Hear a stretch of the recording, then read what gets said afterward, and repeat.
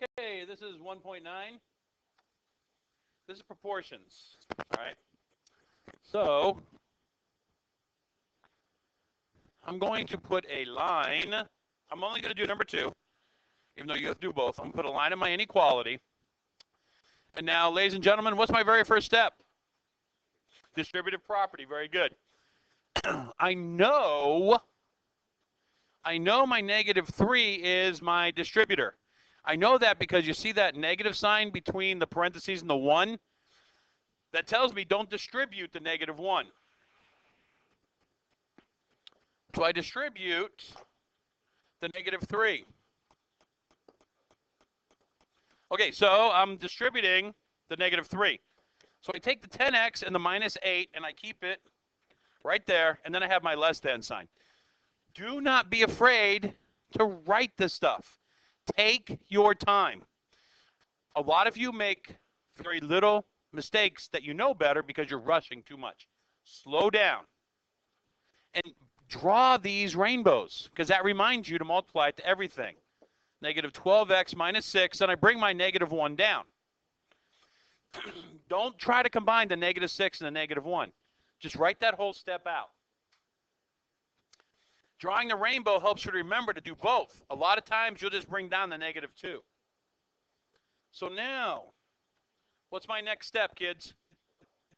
Combine like terms. Here, I have -6 and -1. So I rewrite 10x minus 8 is less than -12x minus 7. Please put -6 minus 1 into your calculator. If you think you know the answer, okay, but just check it to make sure. So now I have to get all the numbers with letters on one side, all the numbers without letters on the other. I tell you, move the smallest number with a letter first. That means I'm going to add 12x to both sides. So that means I get 22x minus 8 is less than -7. Now I have to add 8 to both sides. 22x is less than -1. Oh, very good. Very good. Because you know why I knew that? Because I just checked it. -7 plus 8 equals, ooh, +1. See? See? I put the answer down, then I checked it. Yes.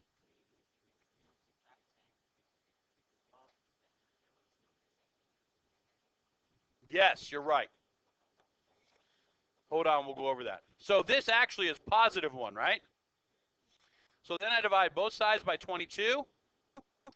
X is less than 1 over 22. It's not 22, it's 1 over 22. Okay, now we're on to today's lesson. Today's lesson involves fractions that are equal to each other. Now, whenever you have an equal sign, in order to solve for x, you have to cross multiply. This, oh, what the heck was that? This is what I mean. I have to multiply these things. I have to cross multiply. Now, I know what you're thinking. How do these fractions equal each other? Well, they can equal each other because, let's say here, 1/2 is equal to 2/4. Those two fractions are equal, aren't they? Yeah, this hasn't been reduced. So these two fractions are equal. We just can't see it because we don't know what the x is. And then once we find the x, it gets crazy. But I'll show you how they equal. So what do I mean by cross multiply? Here's the first thing you need to do. Draw a line at the equal sign. Now, it doesn't matter what you put on the right or the left, but you have to separate it. So when I multiply when I multiply x times 5, I get 5x, correct? That has to go on one side of the equal sign. Now, somebody tell me what 7 times 14 is. What is it? 99. 98. Yes, it's 98. That has to go on the other side of the equal sign, okay? So now, am I done? What do I have to do? Divide by 5, right? So I divide both sides by 5, and I get x equals 98 over 5. So if I want to see if I did this right, where do I put the 98 over 5? I put it in for x, right? So wait a minute. You're telling me that 98 over 5 over 7 equals 14 over 5? Is that what you're saying?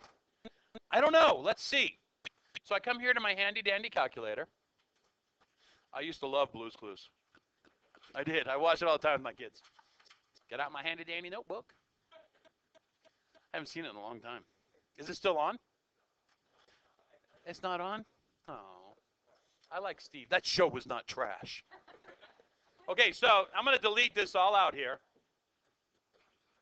Okay, now watch. Fraction bar, fraction bar. In my top fraction bar, I put 98 over 5. And then underneath that, I put 7. And then I hit my equal sign, and ta-da! 14 over 5. I hope this shows up on the recording. It's correct, right? 14 over 5. Now watch what else I can do. Fraction bar, 98 over 5, arrow over. Because a fraction bar, what does that mean? That means division. Divided by 7 equals, ta-da, 14 over 5.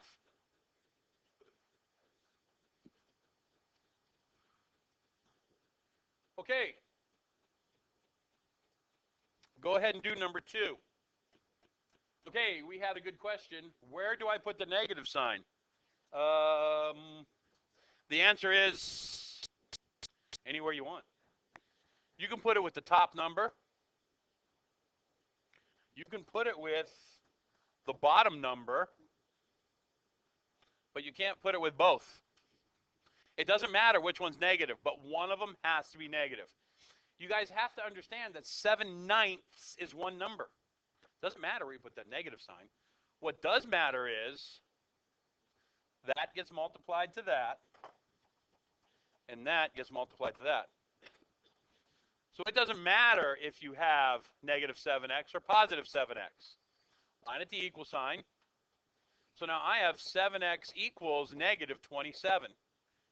But if you did this, if you did 27 equals negative 7x, you're going to get the same answer. See? Teach algebra, end racism. What do I do here? What do I do here? Divide by what? X equals negative 27 over 7. What do I do here? Divide by negative 7. 27 over negative 7 equals x. These are the same answers. It doesn't matter that you're negative sign. And if you want to, you could just do this. X equals negative 27 over 7. It's all the same. Okay, now we're going to move on to number 5. We still do the same thing. This gets multiplied to this. This gets multiplied to this. I put the line at the equal sign. I'm going to multiply 4 times 4x first. What's 4 times 4x? 16x equals, now the 5, this now becomes distributive property. I have to distribute that 5. 5 times 9, 5 times positive 2. 5 times 9x is 45x. 5 times positive 2 is plus 10. Please make sure you have your sign in between your terms. Now I'm just solving the problem. So now I told you move the smallest number with a letter first, right? So if you do that here, you're going to get 0, which is fine. But this isn't an inequality, so it's not quite as important. I can subtract 45x first if I want to. This cancels out. What's 16 minus 45? Negative what? Equals 10. Now, the important thing is the answer to this went on this side of the equal sign. The answer to this went on this side of the equal sign. You have to have them on opposite sides. Sometimes you guys will get confused. You'll put them on one side of the equal sign, and then you don't know what to do. Oops, forgot my x, didn't I? Now I divide by negative 29. X equals negative 10 over 29. Negative 10 over 29, same thing as 10 over negative 29. Okay.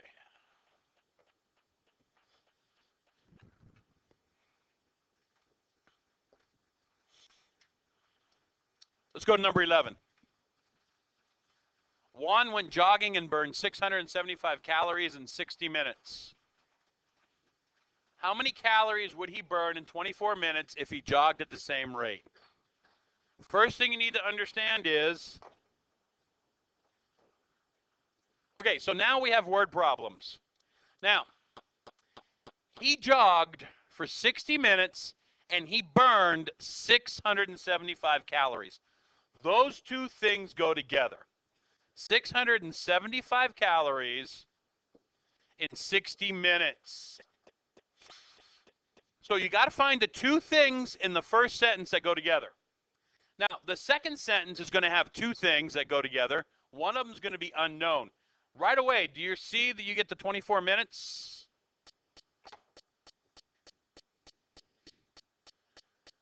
Now, what should go with 24 minutes? Yeah, X. No, I got it. Now, here's the important part. Where is my minutes? In the first one, are my minutes on top or bottom? They're on bottom. So you have to put your minutes on bottom. I don't know how many calories that goes on top. That's the big thing here, okay? See, calories are on top, minutes on bottom. So calories have to be on top, minutes on bottom.